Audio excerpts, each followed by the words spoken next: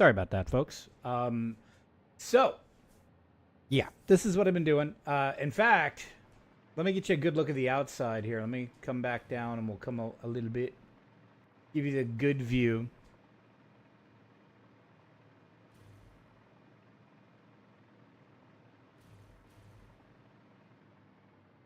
So, here we go. I'll come down here. There she is in all her glory. The corners are not all complete yet. Uh-oh, I lost connection. This corner is the only one that's pretty much complete. I've got to do the corners on the other ones yet. Yeah, we're going to just kind of plop down to the ground here. I did this corner as a test, and then I built the rest of the walls and got all the walls up. But I have not done the rest of the corners. I'm honestly not sure what I want to work on tonight. I was going to add another layer of generators, but I'm honestly thinking maybe we start sunsetting the old factories, powering them down, and start building at the new facility. Because we could start setting up some assembly lines and start shutting old ones down. We have enough power now that we could easily do that. So maybe that's what I'll do first, is we'll get back to our new primary facility and work on that. But yeah, this is the design I came up with. I'm real happy with it. It's got some color, it's got some subtlety. The glowing blue really makes me happy. So yeah, I'm real happy with how this all came out.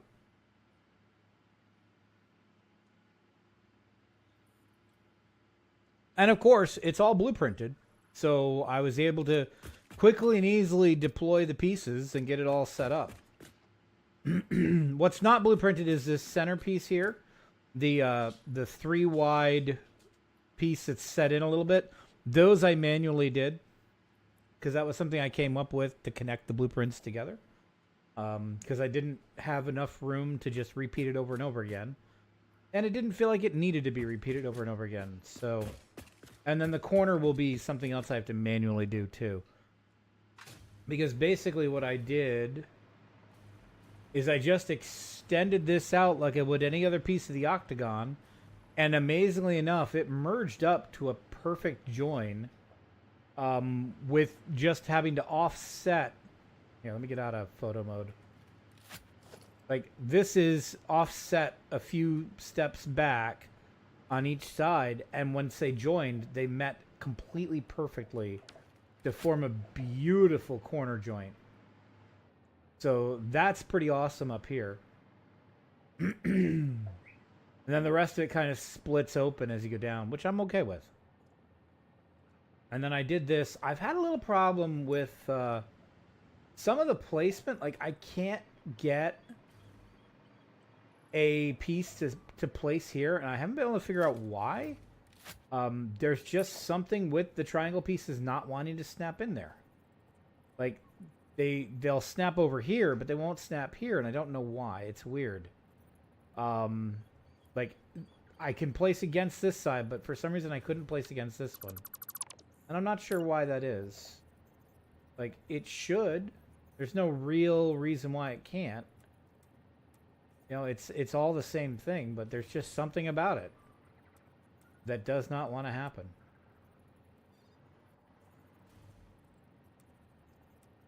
And it's just one of those oddities that no matter what I do, I can't seem to get it to go in the right spot. So I got to figure out how I want to, and maybe we'll change it up so that this gets just a flat piece put in here. And we don't do the angle right into the corner, you know? I mean, that's certainly something we could look at, too. But I really would have thought that it wouldn't have been a big deal for me to just snap that corner piece in there, but it's proving to be a problem. Like, nothing wants to snap against this, and I don't know why.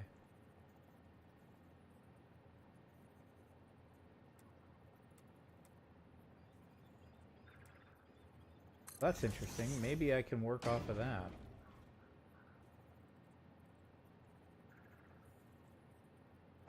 No, those won't. Maybe if I... No, it's overlapping too much.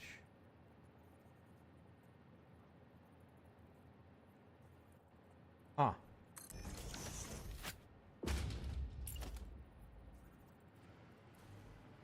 Oh, maybe I have a solution here.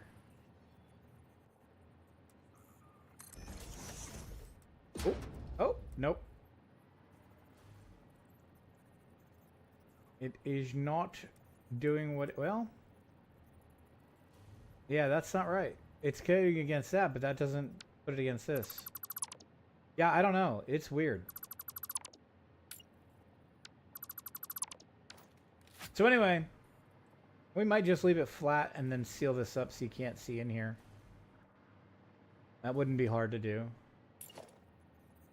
I mean, you're basically just taking and doing a half slab in here. That'd be fine. So, but anyway, so yeah, that's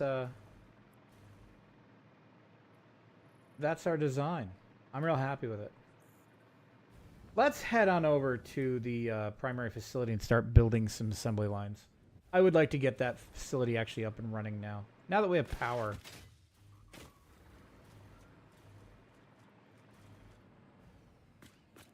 All right, let's configure the route home. All right, I'm going to need the primary exit. I'm going to need Route 3 turned off, Route 7 turned off, and I need all the return to homes turned on. Good. Yep, we're good. All right, let's do it.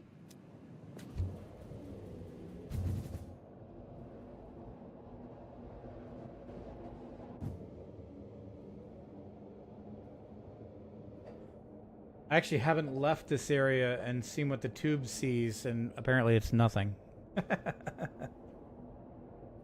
The highway blocks our view. Damn it. In the future, build the tube on the side that can see the build. Or build the build on the side that can see the tube.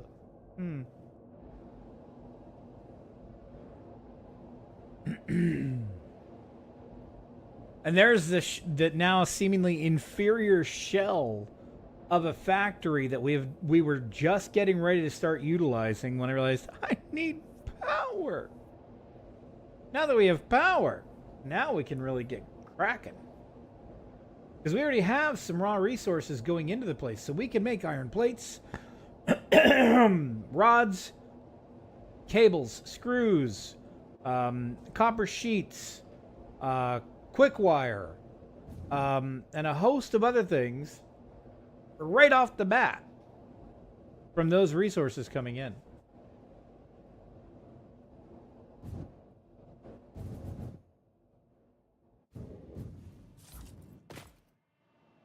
All right, here we are. Primary facility, baby.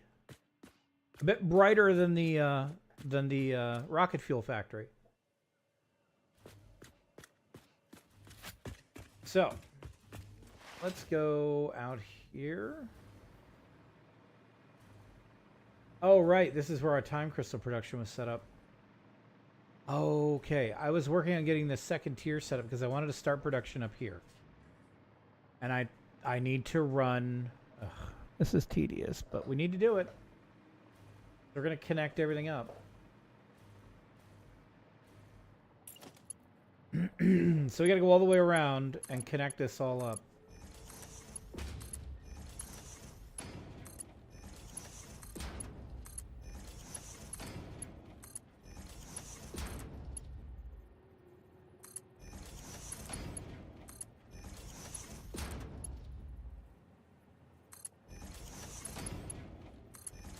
So, how's everybody's week? Are you all prepped for Thanksgiving?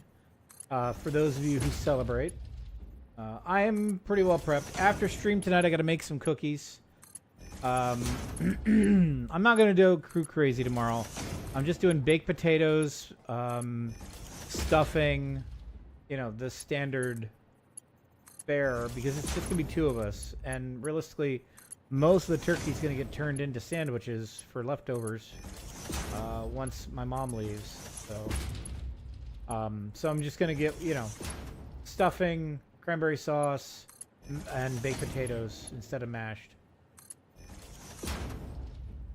Which, of course, baked potatoes means bacon, sour cream, cheese, you know, all that good stuff.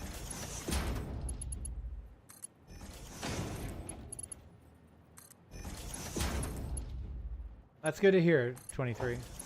Very good.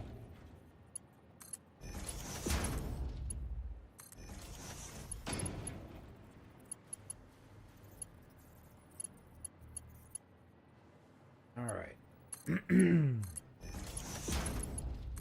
So I saw that Minecraft 121.4 is in pre-release already. They're really trying to screw the devs over, the mod devs over, aren't they, by doing all these updates so fast? I hope it slows down after the winter drop hits.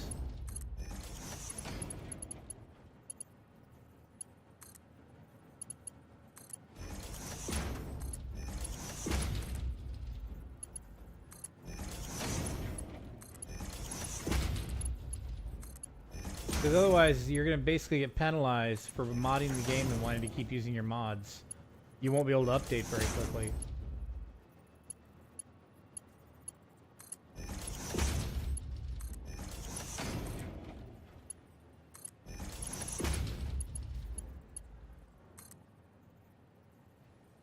Come on.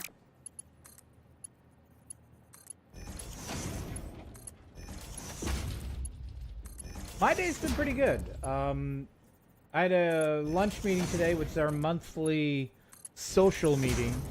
Basically, we just sit around, eat lunch, and talk on Microsoft Teams for an hour or two. My whole department. We just, you know, shoot the shit and catch up. We do 1 or 2 of those types of meetings a month, and it's good. Kind of reminds us all that we're, you know, part of a team.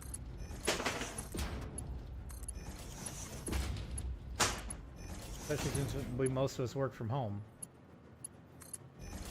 In fact, we have a couple people now that have never even been in the office, which is just a weird thing to think about.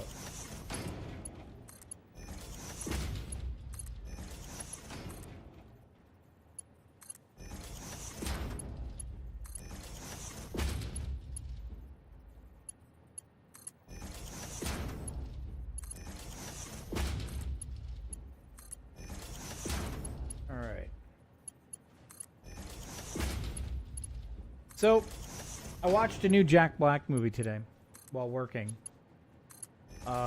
It's called Dear Santa. And it's about a kid who's dyslexic that, you know, having family troubles, parents are arguing, he writes a letter to Santa, misspells it Satan, and that's who the letter gets delivered to.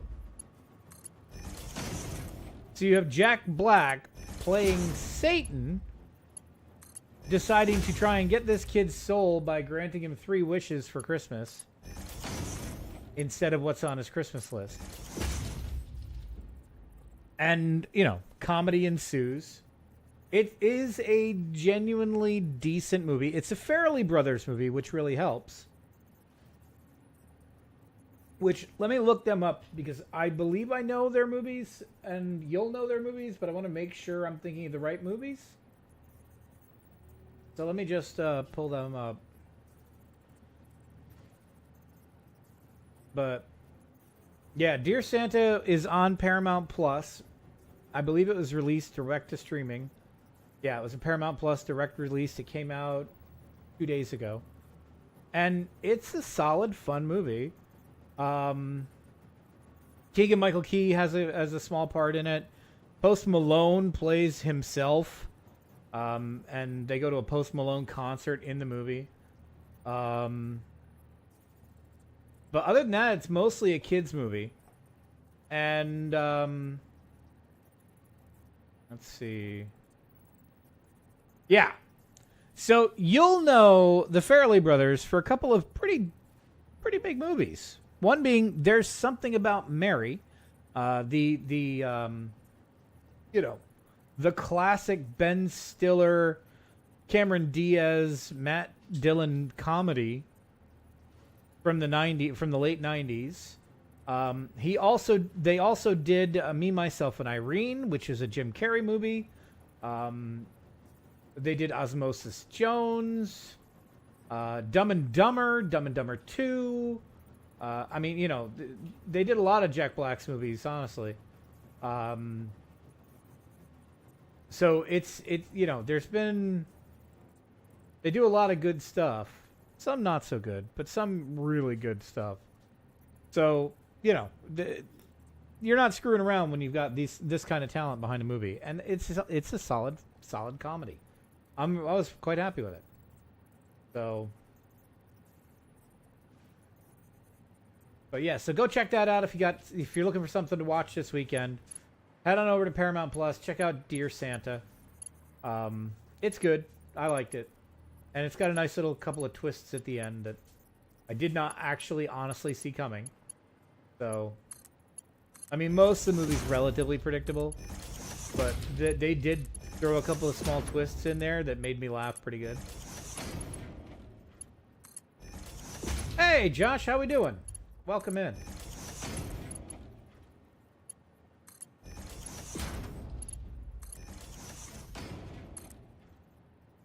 You're actually looking for things to watch, download on Holiday? Yeah, well, Dear Santa is definitely worth it.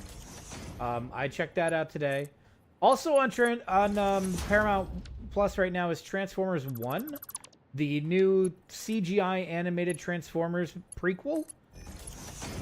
And, you know, Chris Hemsworth starring as Optimus Prime. Oh my God. Black Widow. Scarlett Johansson is, I think, Alita 1. And you know what?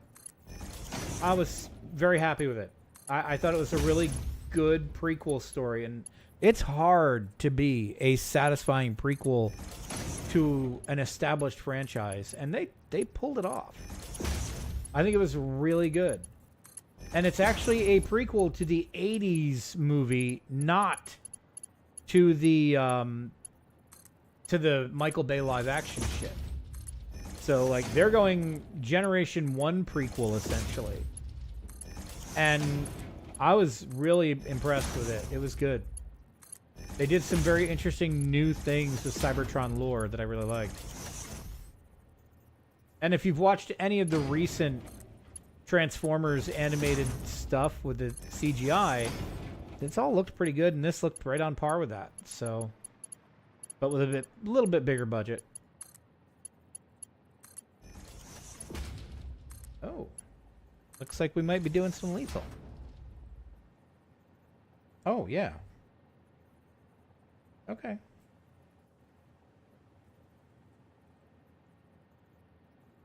All right, not doing Lethal now. It'll be after stream. Or close to the end of stream, or maybe I'll go late on stream.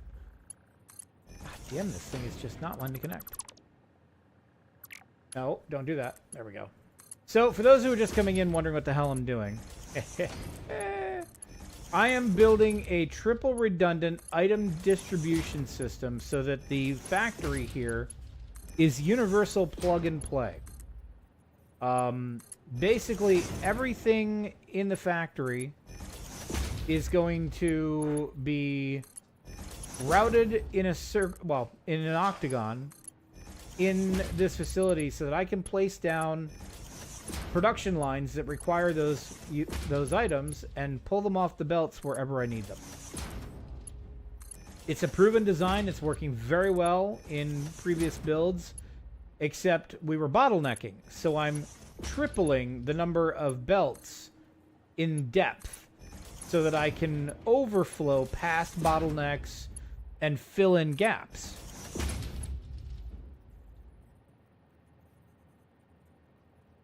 Josh, that's pretty much guaranteed. And here's what I'm going to tell you. Rad is hooked. Rad's like 20 hours in, and he is absolutely hooked. He's been messaging me on Discord every day, updating me on where he's at in the game. He's loving it. So if you play, you will be in this for the long haul. Hell, let me show you how many hours I have on this save alone. 524 hours, 46 minutes is my last save, which was 3 minutes ago. And that is all since launch on September 10th, with a month off for One Shot in October. So I did not play this at all in the month of October. So this is just September and November's game time.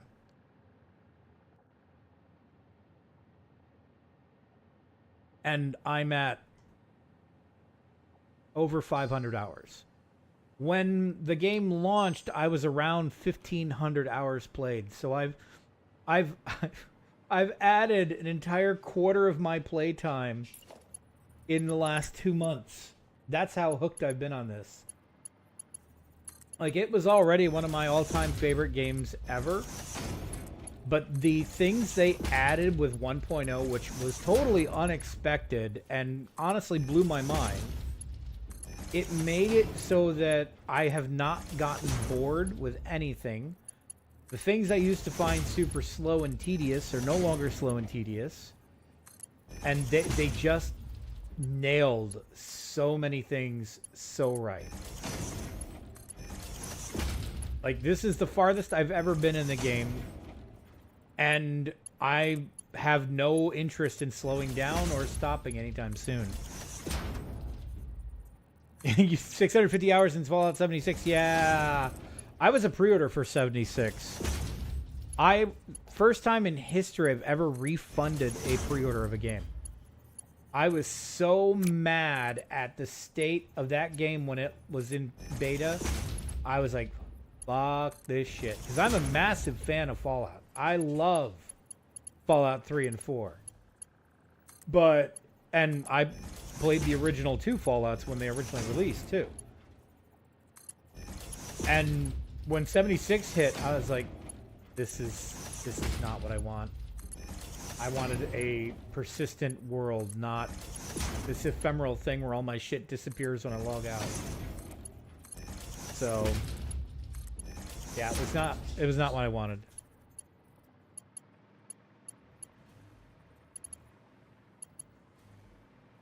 It was bad, yeah. And I know they've made a lot of changes to it, like adding NPCs.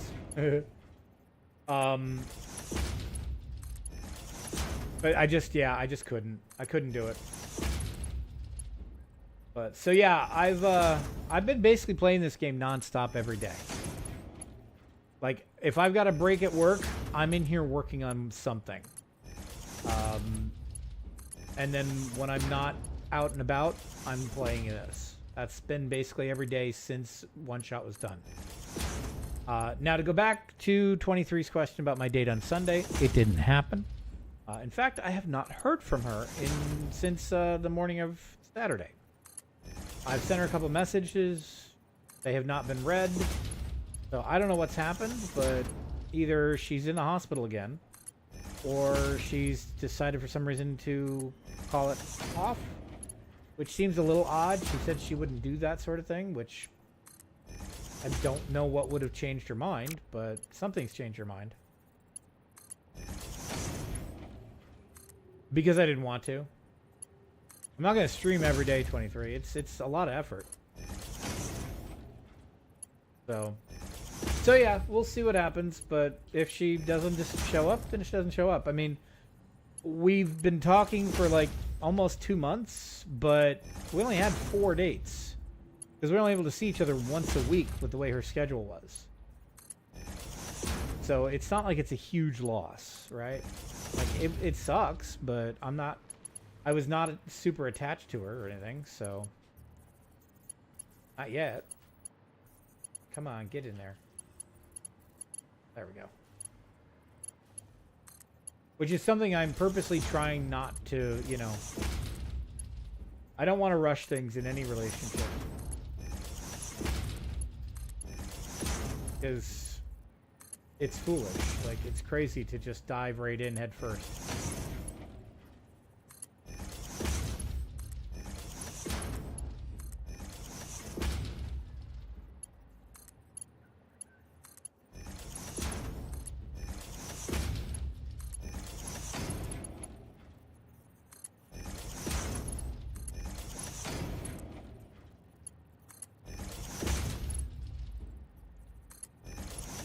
But I matched with somebody else on one of the apps and talking with them, so we'll see.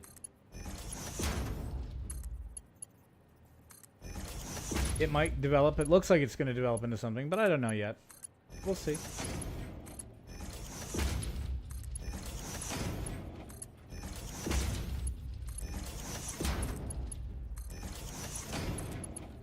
I will say the dating world is fraught with annoyances, but it's not completely dead, you know, which is better than it was for me in my 20s. So I'll take it. I've also got a lot on my side as a 47-year-old man with no kids, his own house, a car, a solid job, you know, and no baggage. It's like I'm practically a unicorn. So that's really working in my favor, you know?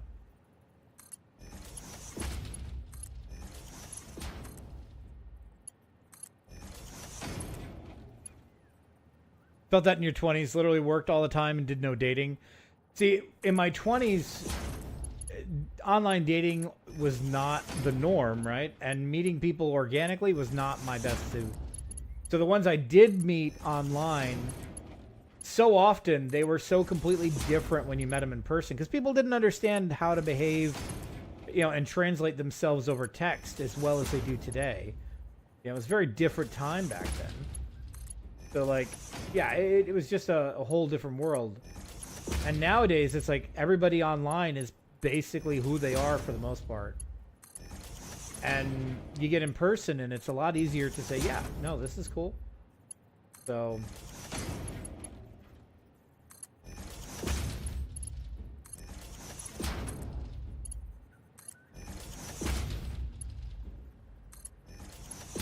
and, you know, there's a much larger percentage of people doing it today than there was back then.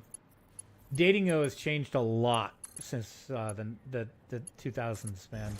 Holy cow. The Tinderizing of dating really, you know, hookup culture and everything, it's just really changed things. And I can't say it's for the worse or better. Oh, it is. It's completely the strangest thing. Like, legit, it is easier to find somebody to have sex with than it is to find somebody to go to dinner with.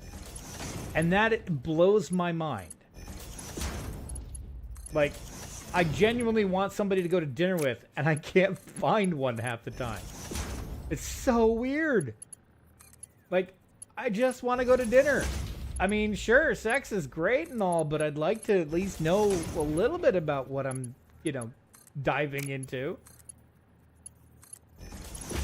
I definitely don't subscribe to the hookup culture. Like, one-nighters happen, and I never go into it assuming it's going to be a one-nighter. I'd prefer it not to be.